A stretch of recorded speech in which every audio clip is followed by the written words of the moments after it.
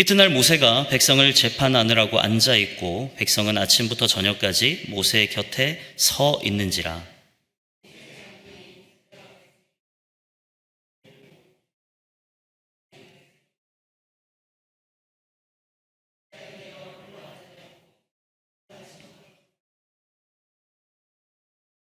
모세가 그의 장인에게 대답하되 백성이 하나님께 물으려고 내게로 오미라.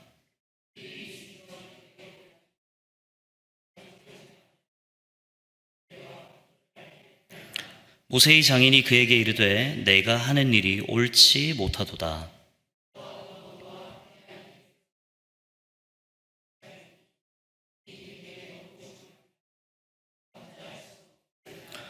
이제 내 말을 들으라. 내가 내게 방침을 가르치리니 하나님이 너와 함께 계실지로다. 너는 하나님 앞에서 그 백성을 위하여 그 사건들을 하나님께 가져오며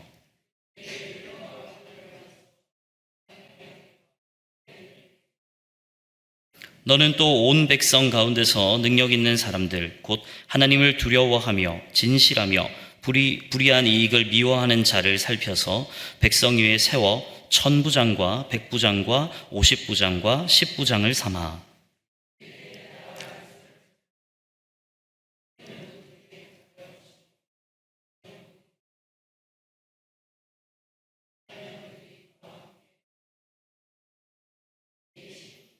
내가 만일 이 일을 하고 하나님께서도 내게 허락하시면 내가 이 일을 감당하고 이 모든 백성도 자기 곳으로 평안히 가리라.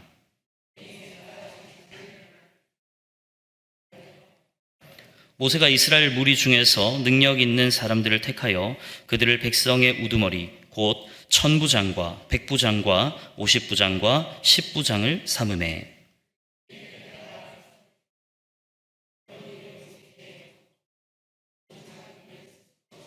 함께 봅시다. 모세가 그의 장인을 보내니 그가 자기 땅으로 가니라. 아멘. 만남은 우리들 인생에 너무나 소중한 축복입니다. 믿으십니까?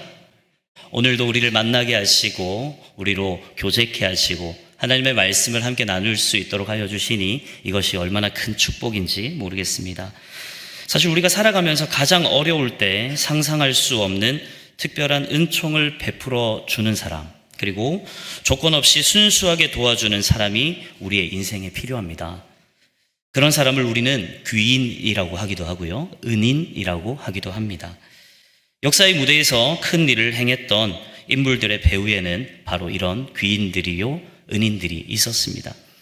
귀인들은 우리가 이제 보기에 무대 뒤에 선 영웅이라 표현할 수 있을 것입니다. 오늘 우리가 함께 본 출애굽기의 말씀의 대부분의 말씀은 이제 모세를 중심으로 이루어지고 있습니다. 역사의 무대에서 이스라엘 백성을 구원한 지도자 모세, 우리가 너무 잘 알고 있는 이 모세라고 하는 인물을 통하여서 하나님께서 그를 통해 세상 사람들은 기대할 수도 없고 이룰 수도 없는 큰 위대한 일을 이루셨습니다. 그런데 이 모세에게도 역사의 그 무대에 서기까지 여러 명의 귀인이 있었던 것을 우리는 잘 알고 있습니다. 그 귀인들 덕분에 모세가 훌륭한 인물이 되었을 뿐만 아니라 이스라엘 백성들에게는, 이스라엘 민족에게는 큰 복이 되었습니다. 우리 구속사적인 관점으로 보면 이스라엘 백성뿐만 아니라 전 인류가 하나님 앞에서 큰 복을 받게 된 것입니다. 모세에게는 어떤 귀인들이 있었겠습니까? 크게 한 3명 정도만 언급을 하고 이제 이대로 들어가고자 하는데요. 모세가 만난 첫 번째 귀인은 바로 그의 부모들입니다. 이스라엘의 인구 조절을 위해서 아이가 태어나서 이제 남자아이가 태어나면 남자아이는 죽이고 여자아이는 살려두고, 그런 바로의 정책이 있었죠. 그런 정책 가운데 이 모세가 태어나고 그들의 부모가 보기에 성경의 말씀에서는 잘생겼다라고 하는 표현이 있는데 그것이 그저 외모적인 잘생김뿐만 아니라 하나님께서 이 아이를 통해서 분명히 큰 일을 이루실 것 같은 그런 느낌이었을 것입니다. 그래서 남자아이가 태어나면 죽여야 하는 그 상황 가운데에 이제 3개월간 이 아이를 숨기고 계속적으로 키웠습니다. 바로 부모이긴 했지만 모세의 부모는 모세에게 있어 생명의 은인이었습니다. 모세가 만난 또 하나의 귀인은 이 모세의 부모와 바로 이어서 나타납니다. 이 요게벳의 노래라고 하는 우리 복음 성가를 아실 텐데요. CCM을 아실 텐데요. 거기 보면 이 요게벳이라고 하는 모세의 어머니가 이 소쿠리에 역청을 바르고 진을 발라서 이제 나일강으로 떠나 보낼 때에, 흘려 보낼 때에 그것을 주운 사람이 누구죠? 바로 바로의 공주. 바로의 공주가 이제 죽음의 위기에 속해 있었던 모세를 건져내게 되죠. 그러면서 그 애굽에서 자리를 잡을 수 있도록, 왕자로서의 삶을 살아갈 수 있도록 하여주고, 이 모세의 이름도 이 바로의 공주가 지어주지 않습니까? 건져냄이라고 하는 이 모세의 이름이 이 바로의 공주를 통하여서 지어졌습니다.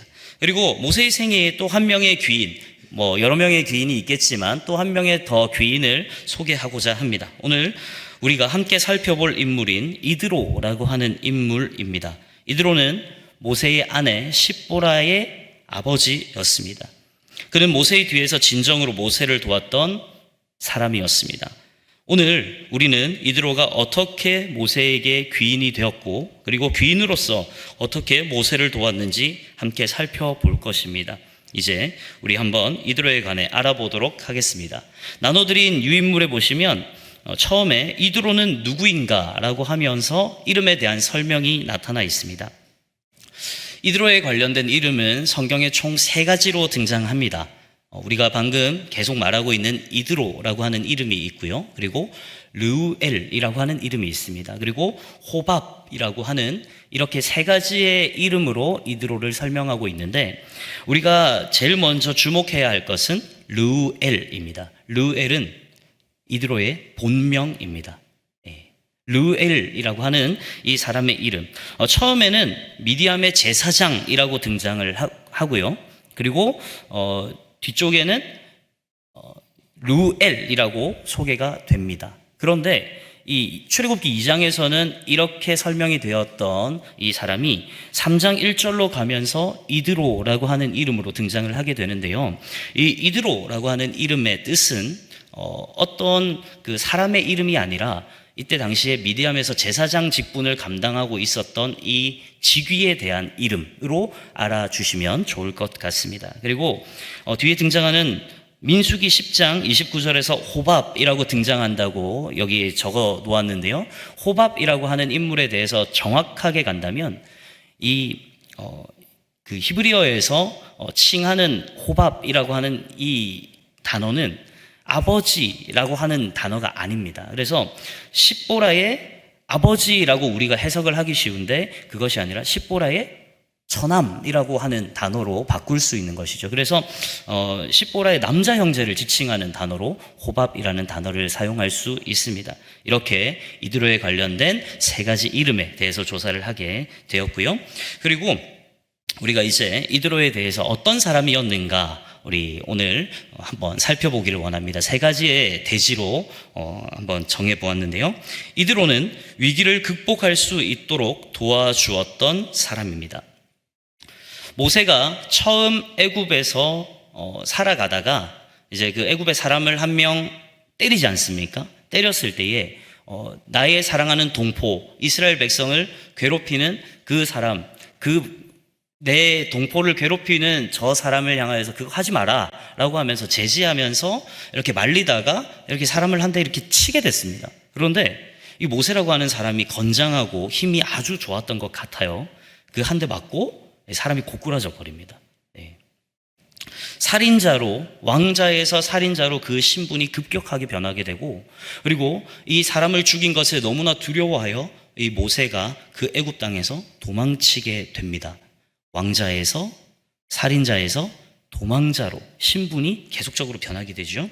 그때에 그 미디안 땅으로 도망을 갔습니다. 바로의 낯을 피해 도망다니는, 의지할 때 아무것도 없고 먹을 것을 걱정해야 하며 잠을 어디서 자야 될까 걱정하게 되는 그 도망자의 신분이 되었을 때 만난 사람이 바로 이드로였습니다. 출애굽기 2장 15절로 22절을 보니까 이렇게 나와 있어요. 전부 다 읽기는 너무 양이 많으니까요. 이드로의 7딸, 미디안 제사장의 7딸이라고 이야기가 나옵니다. 2장에서 이 이드로의 7딸이 양떼에게 물을 먹이기 위해서 이 모세가 지금 도망쳐 나와 있는 우물가로 물을 먹이러 오게 됩니다. 그런데 이드로의 7딸뿐만 아니라 그곳에 기거하던 다른 목자들이 와서 그 이드로의 7딸이라고 계속적으로 언급이 되는 이유는 남자가 없었다라는 뜻이겠죠. 그러면 이 목자들이 와서 이제 남자와 여자가 되니까 힘으로 밀어내고 자신들의 양을 먼저 먹이는 거죠. 그래서 뒤쪽에 보시면 그렇게 나와 있습니다. 이 이드로가 그 딸들에게 너희가 오늘은 왜 이렇게 일찍 왔니? 라고 묻는 부분이 나옵니다. 이때까지 계속 그렇게 불합리한 일을 당해왔다는 거죠. 그런데 모세라고 하는 이 사람을 통해서 우리가 물을 먼저 먹이고 순서에 따라서 먹일 수 있게 됐어요, 아버지. 그렇게 하니까 이드로가 뭐라고 합니까? 그러면 그 사람을 데리고 와야지 왜 너희만 왔느냐? 그 사람을 빨리 모셔오너라 라고 하는 그 부분이 출애굽기 2장 15절로 22절의 말씀에 등장하고 있습니다. 그렇게 도망자의 신분에 있었던 모세를 이드로가 그를 자신의 무리에 끼워주게 되고, 그리고 더 나아가 자신의 딸인 십보라와 결혼을 시키게 됩니다. 그리고 이후에 이 모세와 함께 동역하면서 살아가게 됩니다. 그 기간이 무려 40년의 기간 동안 행했다는 것이죠. 의지할 데 없던 모세에게 숙식을 제공하고 자신의 딸까지 내어준 이드로, 분명히 모세에게 있어 귀인이라 할 수 있겠습니다. 생의 절박한 위기 가운데 도와준 인물이 바로 이드로였고요. 위기 가운데 있는 이 모세의 삶 속에서 구체적으로 자신이 개입하여서 이 굶어 죽을 수밖에 없는, 추운 곳에서 자다가 얼어 죽을 수밖에 없는 모세를 구원해 줍니다. 그리고 40년 동안 케어하면서 40년 동안 자신의 일을 가르치면서 그 한 사람의 분을 할 수 있을 정도로 옆에서 도와주었던 사람이 바로 이 이드로였습니다. 사진 좀 띄워주실래요? 네. 이 사람이 누군지 혹시 아십니까? 네, 이렇게 말하면 잘 모를 수 있습니다. 이탈리아의 훌륭한 조각가 미켈란젤로라는 사람입니다. 네. 그렇게 하니까 이제 좀 고개가 끄덕여지시죠? 네. 르네상스 시대를 빛낸 천재 조각가라고 하는, 그리고 뛰어난 화가인 미켈란젤로입니다. 이 사람을 통해서 많은 작품들이 아직도 많은 사람들의 입에 오르내릴 만큼 유명한 사람인데요. 이 미켈란젤로의 배후에도 귀인이 있었습니다. 이 미켈란젤로에 관련해서 소개 글을 제가 읽어드리겠습니다. 1475년 이탈리아의 조그만 도시에서 태어난 미켈란젤로는 어릴 적에 6살쯤에 어머니를 여의고 석수인 어떤 아주머니의 도움을 받게 됩니다. 그 아주머니의 돌 두드리는 망치 소리가 자장가처럼 듣고 자랐는데, 후일에 그가 조각가가 되는데, 어렸을 때의 이 체험이 그가 훌륭한 조각가가 되는데 도움이 되었다고 합니다. 석수였던 이 아주머니가 이 미켈란젤로에게는 귀인이었던 것이죠. 그리고 6살의 어머니를 잃고 여의고 나니까 괴팍한 성격이 될 수밖에 없습니다. 왜냐하면 어렸을 때 이 어머니가 원래 자식을 케어해 주잖아요. 그런데 그 케어가 없었고, 이 미켈란젤로의 아버지는 맨날 술 마시러 다니고 돌아오면 애기 패고 약간 그런 아버지였던 걸로 나와 있는데요. 그래서 미켈란젤로는 괴팍한 성격으로 점점 자라나게 됩니다. 그러다가 또래 친구들과 어울릴 수 없을 지경까지 이르게 되죠. 그러니까 자기가 관심이 있었던 예술적인 부분에서만 몰두하게 되었습니다. 그래서 여러 가지 일들을 하는데 마침 돌 깎는 곳에 일을 하러 가게 된 겁니다. 그 사람들이 조각하는 그걸 보고 나도 저 정도는 할 수 있을 것 같은데 라고 생각을 했던 거죠. 그런데 새로운 돌을 깎을 수는 없고, 이제 돌 조각을 하다가 망쳐진 그 조각이 던져진 걸 보고 거기에다 조각을 한 거예요. 그런데 그걸 못 쓰는 대리석에 조각을 한 그것을 유럽 최고의 은행가라고 말하는 로렌초 데 메디치라고 하는 사람이 있습니다. 그 사람이 이 돌조각을 보고 이 조각을 한 사람이 누구냐? 내가 봤을 때 이 조각하는 곳에서 이 사람보다 뛰어난 사람은 없는 것 같은데 이 조각을 한 사람이 누군가 찾아보니까 어린 미켈란젤로였던 거죠. 사정을 알게 되고 이 메디치가 이 미켈란젤로에게 제안을 합니다. 너는 지금 여기 있을 아이가 아닌 것 같고 지금 우리 집으로 가서 우리 집에서 네가 하고 싶은 그 미술, 예술 열심히 하면 어떻겠니? 그렇게 메디치 집안으로 들어가게 됩니다. 이 미켈란젤로가 그의 재능을 이제 인정받고 메디치 집안으로, 메디치 가문으로 들어가서 거기에서 자기가 하고 싶은 대로 조각을 하고 하고 싶은 대로 예술적 활동을 하게 됩니다. 메디치가 아들의 대접까지 해주면서 그리고 그 재능을 마음껏 발휘할 수 있도록 해주니까요. 1692년 메디치가 죽을 때 4년이라고 하는 시간이 지났을 때에 미켈란젤로는 이미 훌륭한 조각가로 완성이 되어 있었습니다. 미켈란젤로에게 있어 도움을 받았던 석수 아주머니 그리고 그를 아들처럼 여기고 자신의 집으로 데려가서 그가 재능에 몰두할 수 있게끔 해준 로렌초 데 메디치, 이 두 사람은 바로 미켈란젤로의 귀인이었습니다. 우리의 생애를 돌이켜 보십시다. 누가 위기 가운데 있는 우리를 도와준 적이 있습니까? 그렇다면 그 사람은 귀인입니다. 우리의 생애에 내가 생각할 때, 내가 생각하지 못할 때 우리에게 도움을 주었던 귀인은 분명히 있었다는 것이죠. 두 번째, 이드로는 형통할 때 더욱 잘 될 수 있도록 도와주었던 사람이었습니다. 어려울 때에 돕는 사람도 귀인이지만 형통될 때, 즉 잘 될 때 도와주는 사람 역시 귀인의 그런 도움이 필요한 것인데요. 형통의 때에 더욱 잘 될 수 있도록 도와주는 사람은 바로 누군가가 달려갈 때에 그 사람을 도와 날아갈 수 있게 도와주는 사람입니다. 우리의 생이 비상할 수 있도록 날개를 달아주는 이가 바로 우리에게 있어 귀인일 텐데 이드로는 모세에게 바로 그런 귀인이었다는 것이죠. 모세에게 있어서 이드로는 형통될 때 더욱 형통할 수 있도록 도와준 사람, 그리고 우리가 여기서 한 가지 분명히 짚고 넘어가야 할 부분이 형통이라고 하는 단어에 대해서 우리가 정확하게 깨닫고 들어가야 할 것 같습니다. 여러분들이 생각하시는 형통이라고 하는 단어의 뜻은 무엇입니까? 그저 잘 먹고 잘 사는 걸까요?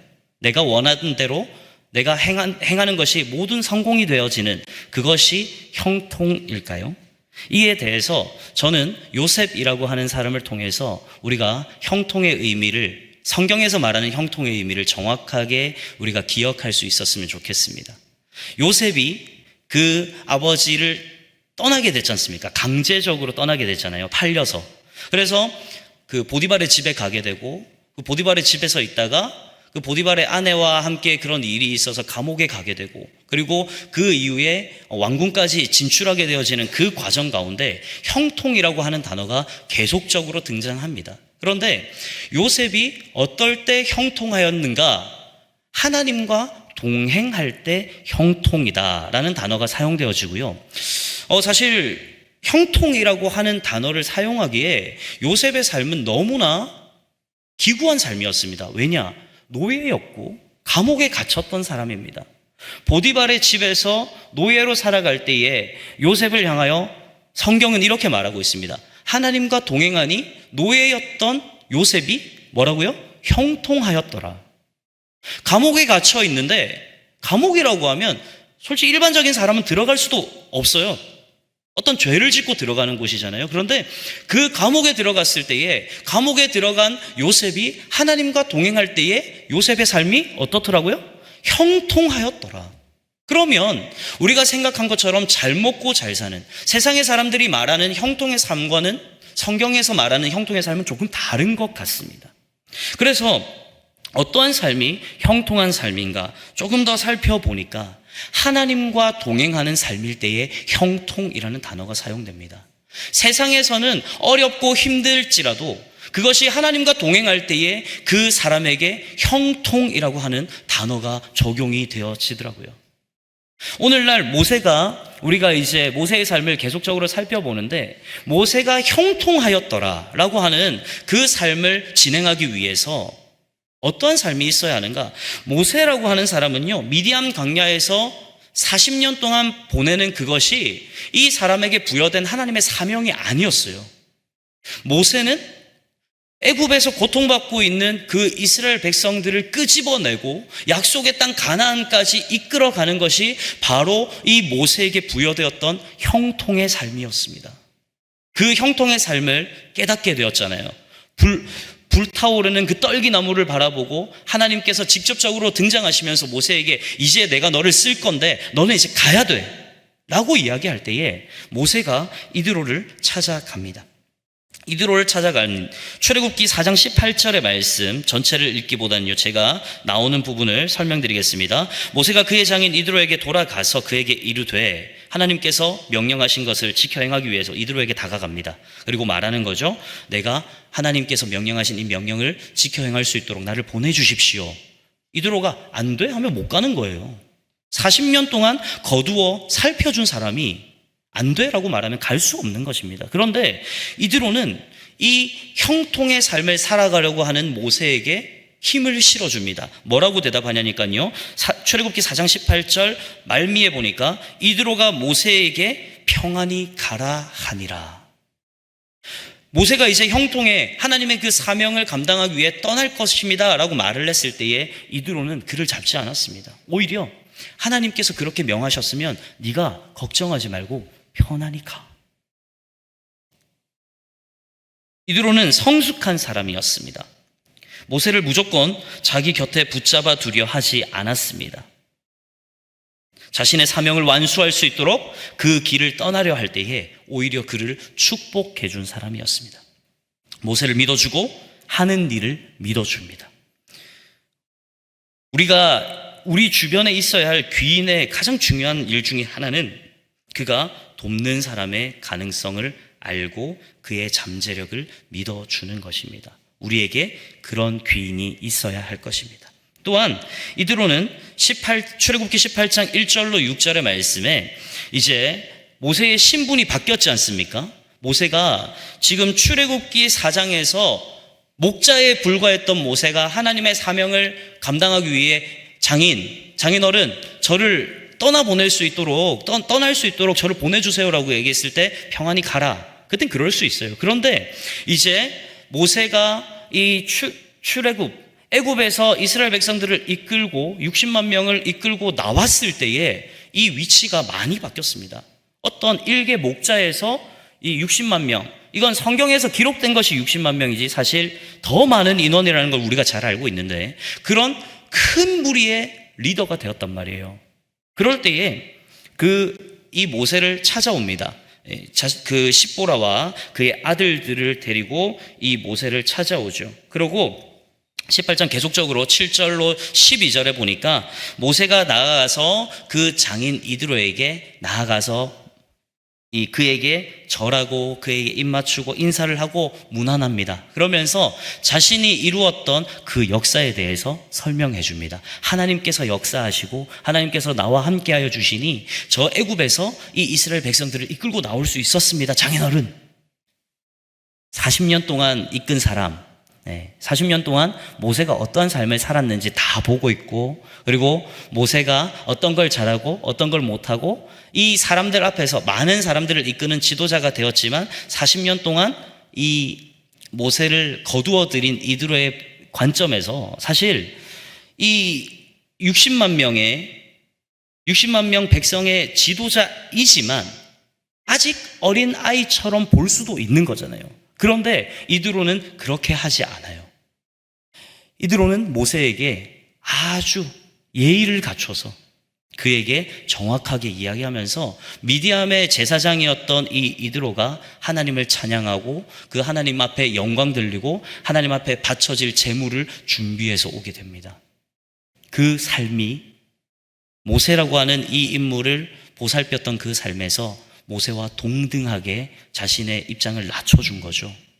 그런 사람이 바로 귀인이라는 것입니다. 그리고 귀인은 이 이드로의 삶은 모세가 잘 됐을 때에 더 잘 될 수 있도록, 그리고 혹 잘못된 길로 가지는 않을까 그 주의를 살피면서 조언해주는 이드로의 모습을 우리는 볼 수 있습니다. 프랑스 혁명이라고 하는 책을 쓴 저자 토마스 칼라일이라고 하는 사람이 있습니다. 이 사람이 이런 말을 했습니다. 역경을 이기는 자는 많다. 하지만 번영을 이기는 자는 많지 않다. 이것이 무엇입니까? 어렵고 힘든 일은 이겨내기 쉽다는 거예요. 근데 이 삶을 살아가면서 자신이 많은 것을 누리고 자신의 위치가 높아지고 자신이 어떤 것들을 많이 누리게 될 때에 그것을 포기하기가 쉽지 않다는 것이죠. 그러므로 번영의 때를 잘 감당할 수 있도록 도와주었던, 인도해 주었던 이드로는 모세에게 있어 귀인이었습니다. 마지막으로 이드로는 끝까지 형통의 길을 달려갈 수 있도록 돕는 모사였습니다. 자신이 돕는 사람이 끝까지 형통할 수 있는 모사의 역할을 감당하는 사람인데요. 모사라고 하는 사람은 모략을 베푸는 사람입니다. 모략을 베푸는 것은 아주 중요합니다. 성경에 보니까요, 성령님을 모략의 신이라고 말하기도 합니다. 이사야 11장 2절의 말씀을 보니까 이사야가 이렇게 기록을 했어요. 그의 위에 여호와의 영, 성령이죠. 곧 지혜와 총명의 영이요, 모략과 재능의 영이요, 지식과 여호와를 경외하는 영이 강림하시리니. 아멘. 여기에 보니까 모략이라고 하는 단어가 사용되었습니다. 일반적으로 모략이라고 하는 단어에 어떤 느낌을 가지고 계세요? 좀 비열하고 비겁하고 약간 뒤통수 치는 약간 그런 단어로 혹시 이해하고 계시지는 않습니까? 나쁜 음모, 나쁜 계책을 많은 사람들이 생각합니다. 모략이라고 하면. 그런데 성령님과 관련된 모략은 세상의 얄팍한 꾀를 나타내는 모략이 아니라 모략은 우리에게 진정으로 필요한 조언이나 상담을 의미하는 것입니다. 이사야 선지자는 장차 오실 예수 그리스도 메시아를 예언할 때에 그분의 이름 중 하나를 모사라고 표현하기도 했습니다. 이사야 9장 6절에 보니까 이렇게 나와 있습니다. 앞부분을 조금 생략하고요. 그의 어깨에는 정사를 메었고 그의 이름은 기묘자라, 모사라, 전능하신 하나님이라 라고 표현하고 있습니다. 모사는 상담자라고 할 수 있습니다. 모략이라는 상담을 통해 조언을 하고 해결책을 제시하는 사람이죠. 예수님을 모사라고 불렀던 것처럼 우리 성령님도 모사라고 우리가 부를 수 있습니다. 영어 성경에서 성령님을 나타낼 때에 홀리 스피릿이라고 하기도 하지만 때로는 어떤 성경에서는 상담자를 뜻하는 카운슬러라고 표현을 하기도 합니다. 예수님과 성령님이 모사가 되시는 것은 우리 인생에 관련해서 모든 문제의 해결책을 제시해 주시는 상담자가 되어 주시기 때문입니다. 상담자를 다른 말로 하면 코치라고 할 수 있습니다. 코치가 어떤 것인지 잘 알고 계시죠? 코치는 선수를 탁월하게 키워주는 사람입니다. 그리고 기본을 가르쳐주고 그 기본에서 더 정진하고 더 열심히 해서 강화시키는 것을 코치가 하는 것이죠. 코치가 하는 일은 가르치고 바로잡고 격려하고 위로하는 것입니다. 여러 가지를 가지고 있을 때에 이 사람이 앞에 큰 시합이 있거나 그리고 큰 시험이 있었을 때에 그것에 대해서 잘 조언해주는 역할도 이 코치가 해가기도 합니다. 잠언 11장 14절에 보니까 솔로몬이 이렇게 말했습니다. 여기서는 지략이라고 표현이 되긴 하는데요. 잠언 11장 14절에 지략이 없으면 백성이 망하여도 지략이 많으면 평안을 누리느니라 라고 말하고 있습니다. 쉽게 말하면 싸우지 않고서도 이길 수 있다라고 말하는 것이죠. 유비에게는 제갈공명이라고 하는 모사가 있었습니다. 다윗의 곁에도 모사들이 있었습니다. 역대상 27장 32절에서 33절에 보니까 다윗의 숙부 요나단은 지혜가 있어서 모사가 되며 라고 32절에 나오고 있고요. 33절에는 아히도벨은 왕의 모사가 되었고 라고 말하고 있습니다. 이 다윗도 주변에서 그를 돕기 위해서 여러 조언을 하는 모사가 있었다는 것입니다. 그러면 오늘 본문으로 돌아와서 이드로가 모세에게 있어서 어떠한 모사가 되어 주었는가? 오늘 우리가 함께 살펴본 18장 13절부터 18절까지에 있었던 것은요, 모세와 이스라엘 백성들이 가지고 있었던 문제를 이드로가 캐치하는 장면이 나오는 것이죠. 모세라 이 출애굽을 하고 나서 많은 사람들이 말이 많은 사람이지 나온 인원이 몇 명이라고요? 60만 명이라고요. 그 60만 명 중에 1%라고 해도 엄청나게 많은 사람인데 그 사람들이 모세에게 상담하기 위해 나옵니다. 그 사람들을 일일이 상대하려고 하다 보니 처음에는 아주 막 공감을 해주고 이 사람에 대해서 성심성의껏 이렇게 상담을 해주었던 모세인데 이 사람이 생각해 보세요. 앞에 100명이 있어요. 그러면 한 명한테 상담을 그렇게 해주고 진이 다 빠지고 다음 사람을 받을 수 있겠습니까? 점점 이 사람들을 대할 때 조금은 여유를 가지고 뒤에 사람들도 봐줘야 되기 때문에 여유를 가지고 이 사람들과 상담을 하기 시작하는 거예요. 그러니까 그렇게 해도 모세에게 너무 힘든 거고, 그리고 그 상담을 기다리는 백성들도, 그리고 그 상담을 받은 백성들도 시원한 답변을 들을 수 없으니까 이게 뭐지? 그런 부분을 이드로가 캐치하게 된 겁니다. 그래서 19절로 23절에 보니까 이 이드로가 모세에게 제안을 하게 되죠. 네가 모세야, 네가 지금 이거를 할 때에 조금 네가 모든 것을 감당하려고 하지 말고 조금 밑에 사람들을 교육하고 가르쳐서 지금 작은 부분은 그 사람들에게 하고 조금 더 중요하고 큰 부분을 그 사람들이 해결해 주지 못하는 부분을 네가 감당하면 아주 좋을 것 같은데 라고 하는 조언을 한 거죠. 그러니까 그 말을 들은 모세가 들으니까 아주 괜찮은 방법 같은 거예요. 그래서 오늘 18장 24절로 26절에 보니까 모세가 이드로의 말을 듣고 그대로 시행하게 됩니다. 그런데 그 방법이 무엇입니까? 성경에서 아주 많은 부분을 차지하고 있는 1000부장, 100부장, 50부장, 10부장의 그 방법을 이드로가 모세에게 제안을 한 거예요. 모사는 이런 사람들입니다. 이 상황을 살펴보고 이 문제를 정확하게 캐치해서 이걸 돌파할 수 있는, 쉽게 말하면 지금 더 잘 될 수 있는 길을 이 모세에게 알려주었던 사람이 바로 이드로였습니다. 그러면 우리가 이 이드로가 가졌던 모사의 역할과 모사의 특징에 대해서 조금 더 우리가 함께 나누기를 소원하는데요. 나눠드린 유인물 보시면 12페이지에 보시면 모사의 역할과 모사의 특징이라고 하는 것이 나오죠. 제가 읽어 드릴 테니까요. 혹시 오타가 있으면 수정을 해주시면서 같이 봐주시면 좋겠습니다. 네, 탁월한 모사의 역할은 이러합니다.